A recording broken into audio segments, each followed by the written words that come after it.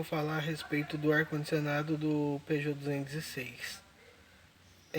No meu caso, eu pesquisei antes para ver onde que ficava o ventiladorzinho do ar-condicionado, porque o meu ventilador estava fazendo barulho.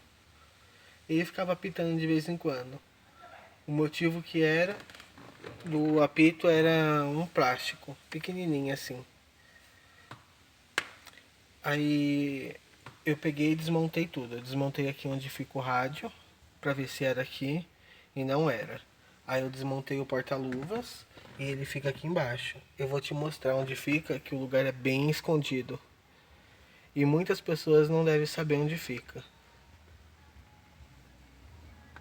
Liguei a luz, liguei o carro também. O carro tá ligado, pra poder mostrar pra vocês como é que funciona aqui embaixo, onde que tava um teco de plástico. Aqui é o ventilador. Vou ligar aqui para vocês dar uma olhada no funcionamento.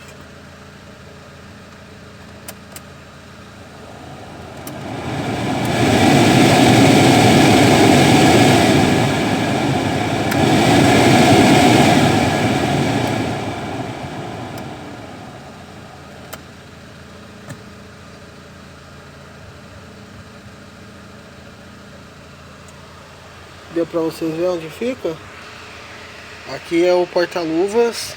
Ele fica bem aqui nesse canto em cima. Bem no canto de cima ali. Tentei ter acesso por aqui, mas por aqui é complicado demais. Ali eu consegui limpar e o barulho parou. Fica a dica para vocês que estão querendo mexer no ar, no ventilador do ar condicionado. Fica a dica aí para vocês.